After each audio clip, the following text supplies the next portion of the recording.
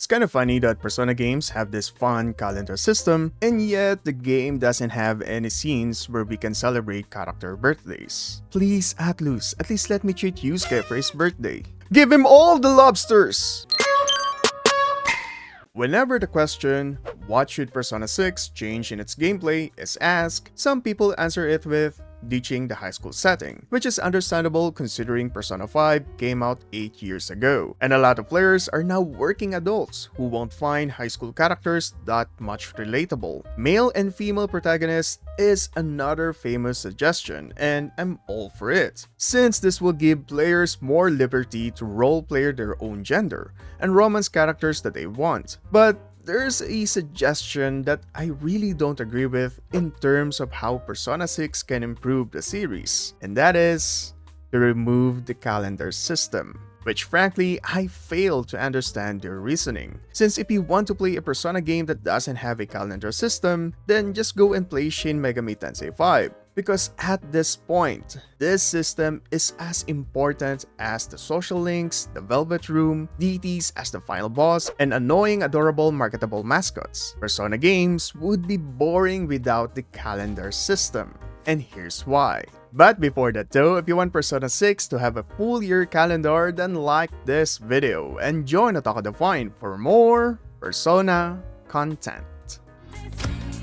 Great vegetables. The calendar system is a core gameplay mechanic in the Persona series. It shapes the player's experience in game time by providing them a way to manage their actions day by day. It is also an effective way to immerse players in the game's world, as the system enables the daily activities that are locked in various schedules, much like real life. Wake up and go to class in the morning, hang out with your friends after school, and then fight the demonic table in the evening. Without the calendar system, Persona games would be boring, because this system allowed effective yet fun player agency with its time management aspect. The calendar system enables players to make meaningful choices every day, balancing social links or the confidence, dungeon crawling, and other daily life activities. And I'll be honest, sometimes after a long-winded palace exploration, I always look forward to chilling with a slice of life section of Persona games. And the calendar system really adds to the enjoyment as it balances every activity that a player can do each day.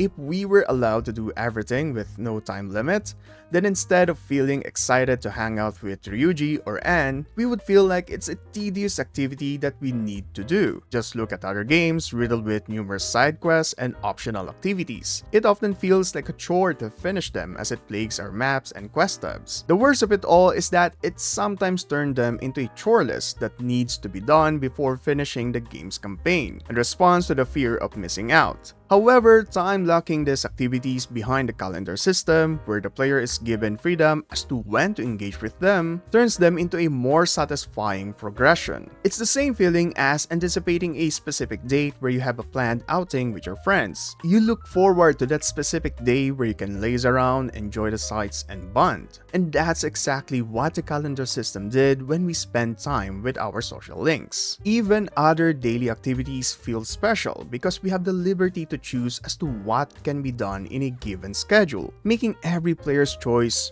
worth it as each day ends and moves the game into another section, which actually makes the Persona games more immersive thanks to the calendar system, because of how well the structured passages of time in the game imitate real life, making the setting feel more dynamic and believable.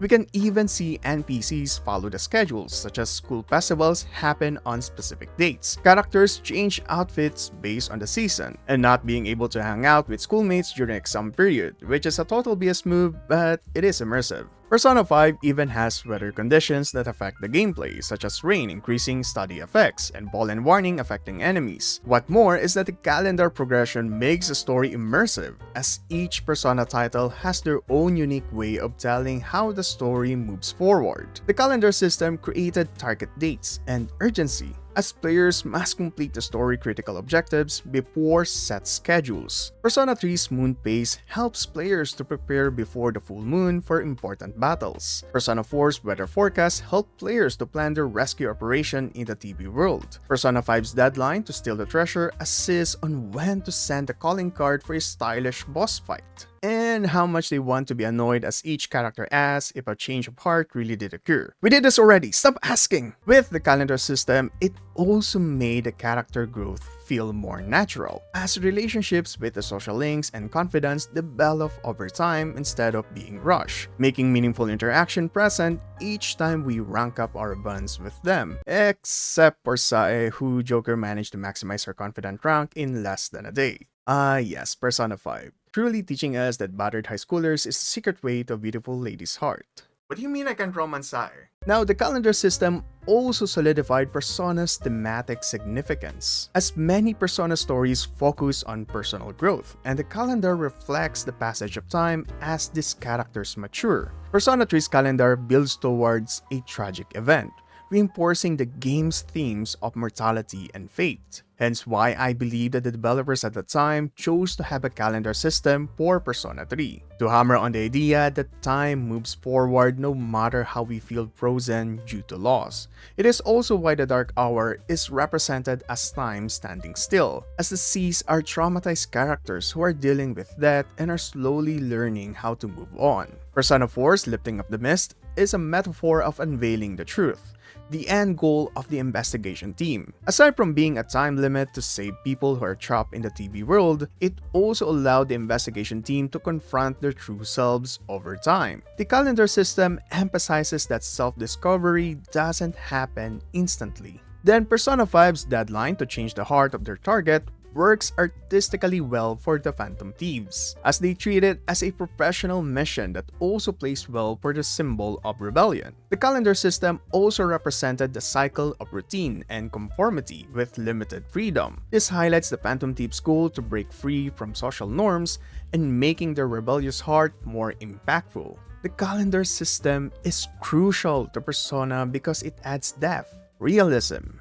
urgency, and strategy, making it more than just a regular JRPG. It's a personal journey where every day counts. However, it isn't a perfect system, and again, I've seen people complain how restricting the calendar system is, hence why it also plays a major part on their hatred for Morgana, who forces the players to sleep. I mean, I would also be annoyed if my cat tells me to sleep after cooking curry for dinner, but removing the system entirely would erase the identity of Persona games. So instead of that, there are ways that Persona 6 can improve the system, much like how each title did. Because again, Persona 6 would be boring without the calendar system. And you know what other systems made the Persona titles into amazing JRPGs? It's their social link system. But it is also far from perfect. So here are ways how Persona 6 can improve it. If you're curious about that, then check this video out. Join Otaku Define for more Persona content. This is Map, and stay awesome, my dudes.